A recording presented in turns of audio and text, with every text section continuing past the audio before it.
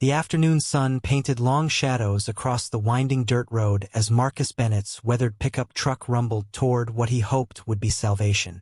In the passenger seat, his 8-year-old daughter Emma clutched her backpack like a lifeline, her hazel eyes fixed on the approaching structure in the distance. "Is that really ours, Dad?" Emma's voice carried equal parts wonder and uncertainty. Marcus glanced at his daughter, managing a tired smile. "It is, sweetheart. Our fresh start." For months ago, Marcus had been a different man. A successful architect in Boston with a beautiful office, a comfortable suburban home, and a future that seemed carved in stone. Then his wife Rachel died suddenly in a car accident, and everything crumbled like a house built on sand. The grief paralyzed him. He stopped going to work, stopped answering calls, stopped functioning. His firm let him go. The mortgage payments piled up. Within weeks, the foreclosure notice arrived. Standing in their empty living room with nothing but suitcases and broken dreams, Marcus had made a decision. He sold everything they had left and bought this abandoned property in rural Maine. A dilapidated cottage on 12 acres for $18,000. It was all he could afford, all he had left. The truck slowed as they approached the cottage. Marcus's hands tightened on the steering wheel. Something was wrong. Smoke curled lazily from the stone chimney. His heart hammered. The place had been empty for over a decade, according to the realtor. He'd inspected it 7 weeks ago. Boarded windows, knee-high weeds, doors hanging off hinges. Abandoned. Lifeless. "Dad, why is there smoke?" Emma's voice quavered. "Stay here, Em. Lock the doors."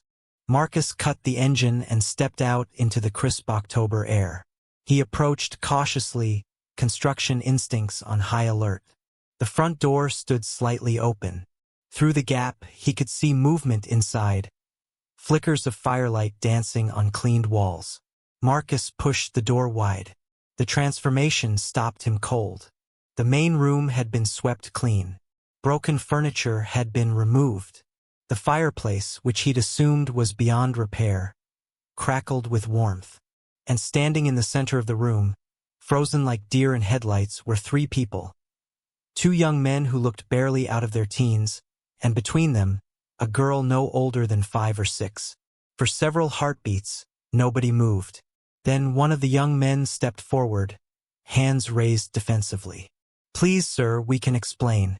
We'll leave right now. Just please don't call the authorities." The second young man pulled the little girl protectively behind him. "We haven't damaged anything, I swear. We've actually been fixing things. We thought nobody wanted this place." Marcus studied them. Both looked to be in their early 20s. One with dark hair and glasses, the other blonde with a weathered face that suggested he'd lived harder than his years indicated.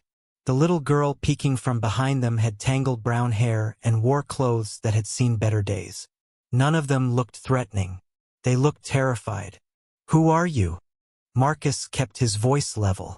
"And what are you doing in my house?" "I'm Daniel," said the dark-haired one.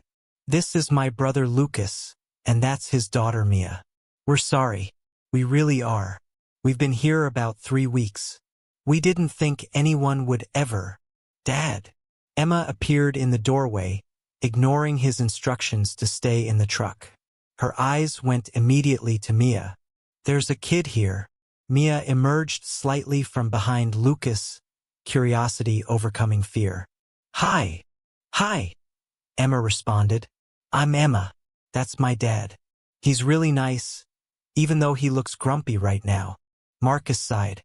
"Emma, I told you to wait in the truck. But it's cold, and there's a fire here, and they have a little kid." She looked at Marcus with that particular expression that always undid him, Rachel's expression. "They can't be bad people if they have a kid, right?" The question hung in the air. Marcus looked at the 3 squatters. No, that word felt too harsh. 3 people who'd clearly been living rough and found shelter in his abandoned property. He noticed details now. The patched cardboard over broken windows, the neatly stacked firewood, the swept floors. They hadn't trashed the place. They'd improved it. "How old is she?" Marcus asked, nodding toward Mia. 5, Lucas answered quietly. She just turned 5 last month. And you're her father? Yes, sir. I know this looks bad. We can be gone in 15 minutes. Just let me pack our things. Marcus thought about the last 4 months. The desperation, the fear, the crushing weight of having nowhere to turn. He remembered sitting in his car in a parking lot, crying because he couldn't afford a motel room, trying to figure out how to explain to Emma that they might have to sleep in the truck again. He recognized that same fear in Lucas's eyes. Everyone sit down, Marcus said finally. Let's talk. 20 minutes later, they were all gathered around the fire.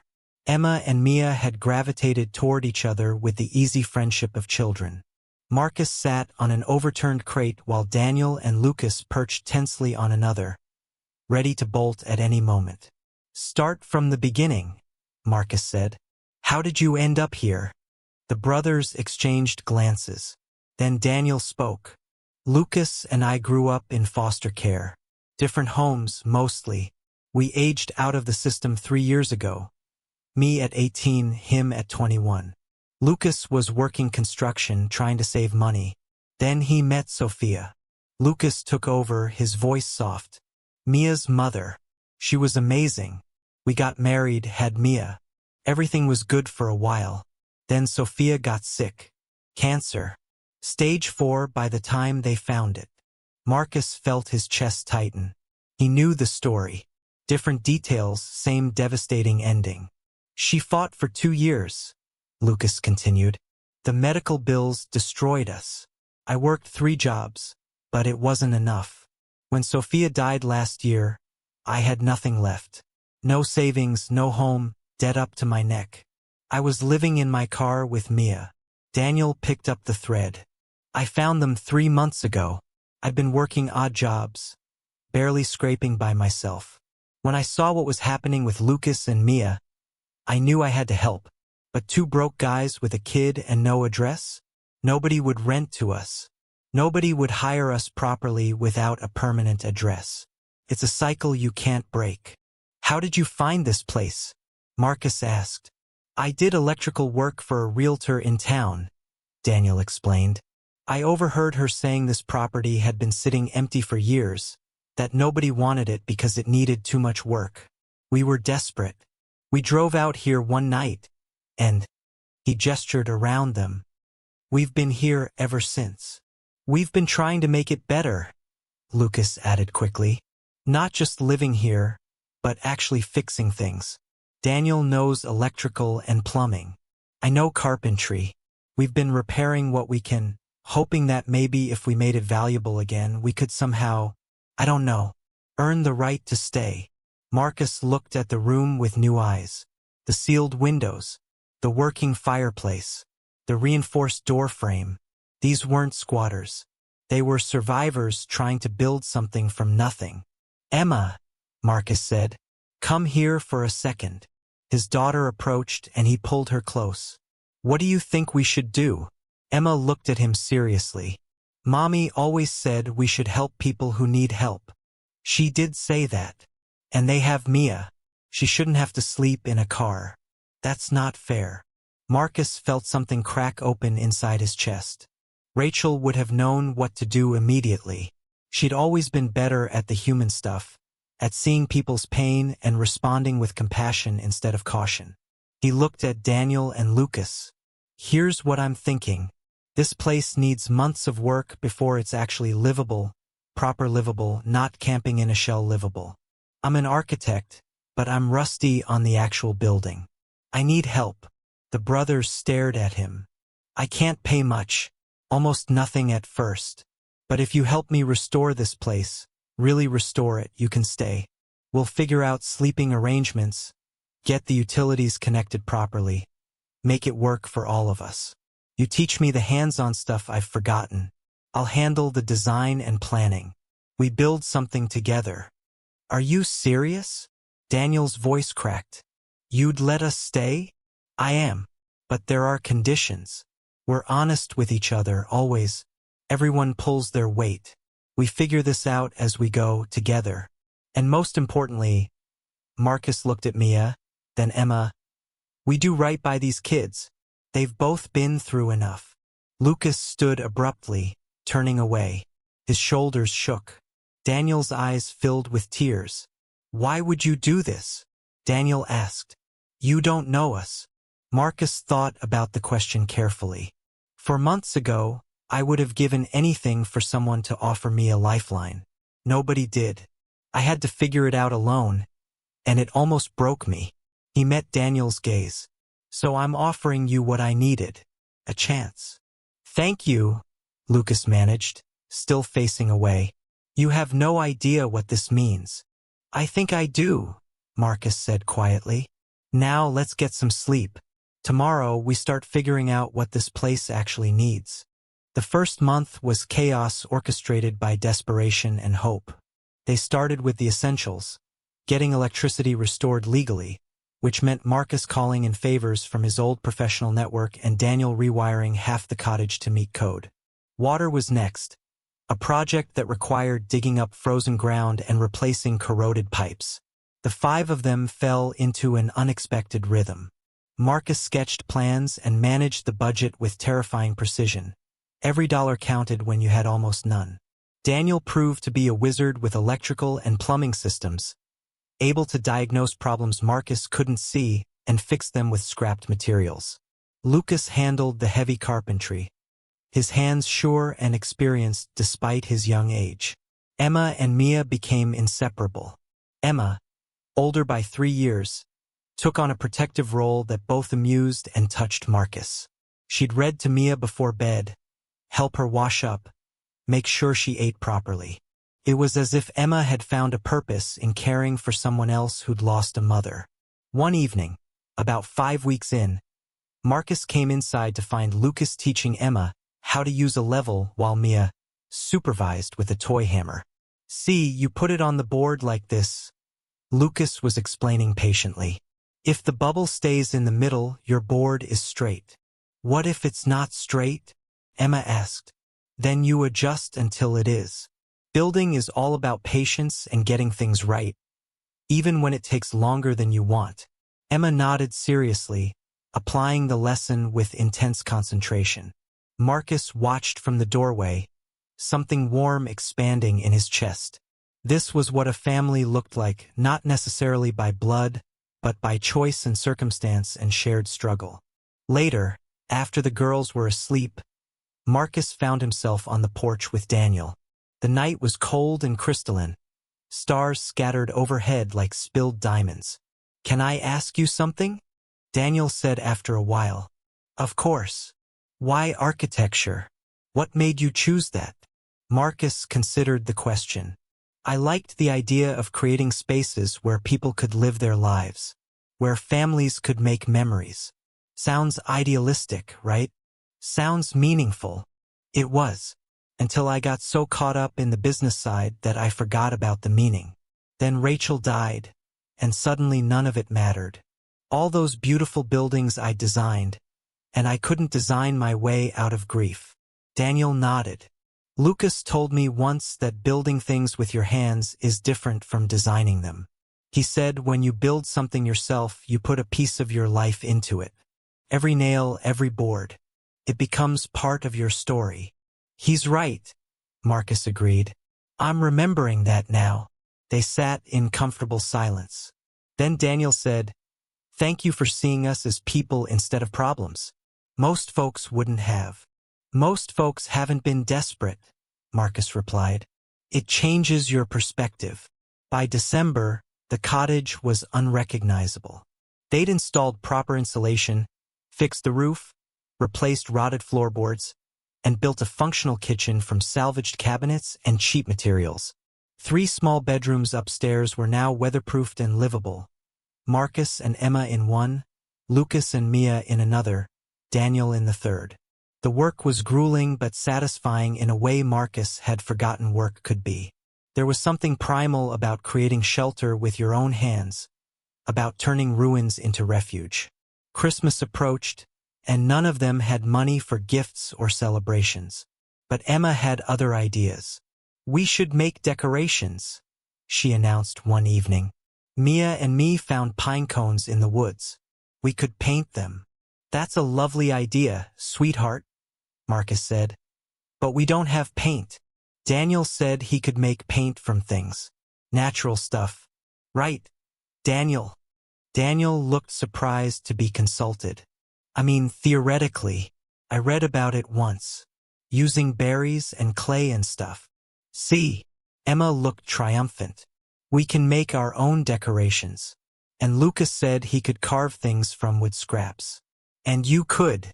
She looked at her father expectantly. Marcus felt the familiar ache of inadequacy. I could draw designs for ornaments. Perfect. Emma beamed. We're going to have the best Christmas ever. Marcus doubted that, but he wasn't going to crush her enthusiasm. Over the next 2 weeks, they threw themselves into preparation. Daniel experimented with natural dyes, creating surprisingly vibrant colors from foraged materials. Lucas carved intricate snowflakes and stars from scrap wood. Marcus sketched patterns that Emma and Mia would follow to decorate their handmade ornaments. On Christmas Eve, they stood back to admire their work. The cottage's main room was transformed, handmade decorations hanging from exposed beams. A small pine tree Lucas had cut from their property standing in the corner, adorned with their creations. It wasn't magazine perfect. It was better. It was theirs. This is beautiful, Lucas said quietly. Mia, look what we made. Mia clapped her hands. It's magic. Emma grinned. See, Dad? Best Christmas ever. Marcus pulled her close, his throat tight. You were right, Em. You were absolutely right. That night, after the girls were asleep, the 3 men sat by the fire with mugs of cheap coffee, the only thing they had resembling a luxury. I was thinking, Daniel said hesitantly, once we finish the cottage, we could maybe start taking on small jobs. Use this as our home base but do restoration work for other people. Build a real business. Marcus had been thinking the same thing. We'd need a name, tools, insurance eventually. But it's possible, Lucas said. Right? We could actually build something sustainable here? It's possible, Marcus agreed. It'll take time and work, but yes, it's possible. They clinked their coffee mugs together. A toast to possibility, to second chances, to the strange family they were becoming. Spring arrived like a promise kept. The snow melted, revealing the 12 acres Marcus had barely thought about when he bought the property. Now, looking at the land with clearer eyes, he saw potential. We could have a garden, Daniel suggested one morning. Grow our own vegetables. Save money on food. Do you know how to garden? Marcus asked. No, but I can learn. I'm good at learning. They started small. A plot behind the cottage where they planted tomatoes, lettuce, beans, and herbs. Daniel read library books about gardening and applied the knowledge with scientific precision. Lucas built raised beds from scrap lumber. Emma and Mia planted seeds with the unshakable faith of children who believe that buried things will grow. And grow they did. By June, they had fresh vegetables. By July, more than they could eat themselves. We could sell the extra at the farmer's market, Emma suggested. I could run the stand. Mia could help. You're 8 years old, Marcus pointed out. Almost 9. And besides, people love buying from kids. It's good marketing. Marcus looked at Lucas and Daniel, trying not to laugh. Did she just use the phrase good marketing? She's not wrong, Daniel said. People do love buying from kids. So they got a permit and set up a small stand at the local farmer's market. Emma proved to be a natural saleswoman, charming customers with her enthusiasm and Mia's adorable presence. They didn't make much money, but it was something. More importantly, it connected them to the community. People started to know them. The odd little family in the restored cottage. Marcus, the architect who'd given up city life. The 2 young men who could fix anything. The kids who sold vegetables with infectious joy. In August, Marcus got his first real architecture commission since Boston. A local business owner who needed someone to design a small office expansion. It wasn't much, but it was legitimate work using his actual skills. You should take it, Daniel encouraged. We can handle the physical work here. This is your chance to use what you're actually trained for. I don't want to leave you guys doing everything. We're not doing everything. We're doing what we're good at so you can do what you're good at.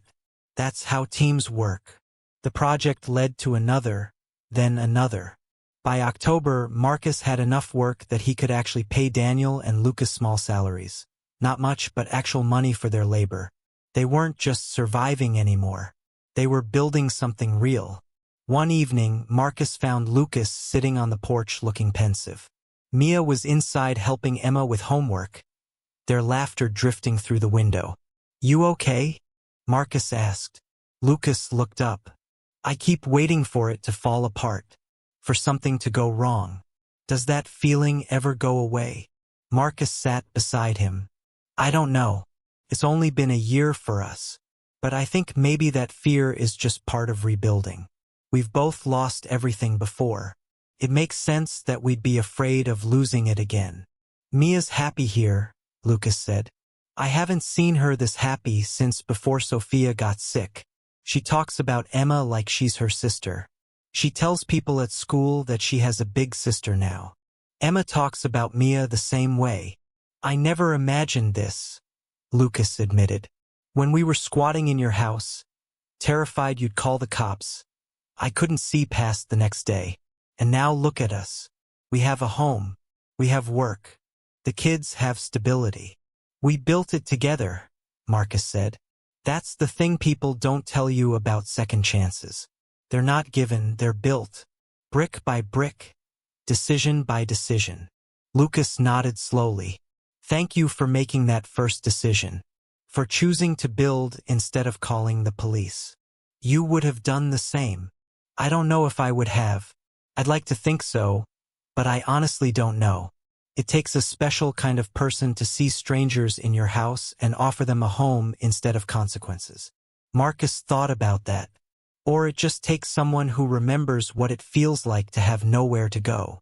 As the second year approached, their little business, Bennett and Brothers Restoration, started to gain real traction. Marcus's design skills combined with Daniel's technical expertise and Lucas's craftsmanship created a unique offering. They could take on projects from concept to completion, and they did it with a care that bigger companies couldn't match. They hired their first employee in February, a woman named Sarah who'd recently been laid off from a manufacturing job and needed work. She was in her 50s, weathered by life, and initially skeptical about working for a bunch of kids and a charity case. But she showed up every day, worked hard, and slowly became part of their strange extended family. She taught Emma and Mia how to bake bread on weekends. She bantered with Lucas and Daniel like they were her own sons. She called Marcus out when his perfectionism slowed down projects.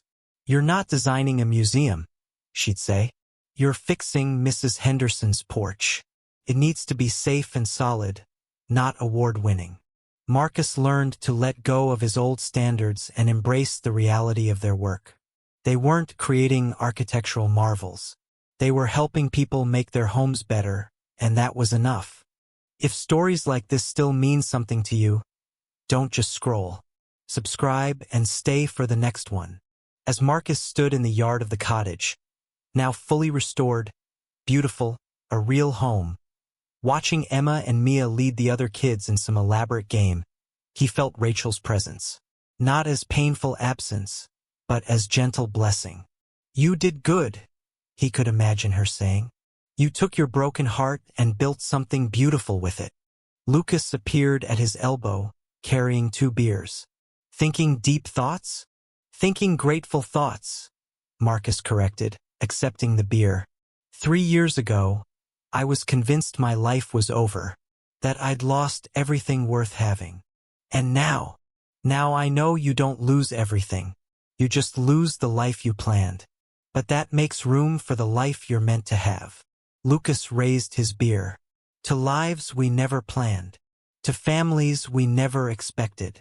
They clinked bottles and drank, surrounded by proof that broken things could be rebuilt stronger than before.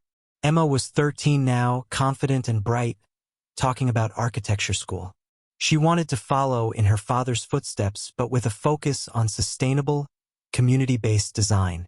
Mia was 9, still attached to Emma's hip but growing into her own person. She wanted to be a builder like Lucas, or maybe a teacher like Jennifer, or possibly a doctor like the ones who'd saved Daniel. She changed her mind weekly. Marcus and Jennifer had married quietly a year ago. She'd moved into the cottage, fitting seamlessly into their unconventional family structure. Daniel had met someone too, Alex, a contractor from 3 towns over who understood the business and shared Daniel's wry sense of humor.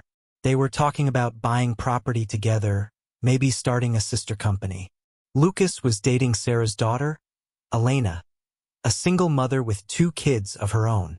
The relationship was new but promising. Mia was thrilled at the prospect of more siblings. Bennett and Brothers Restoration had a full-time staff of 8 and a waiting list of clients. They'd restored 17 properties in the region and had developed a reputation for quality work and compassionate business practices.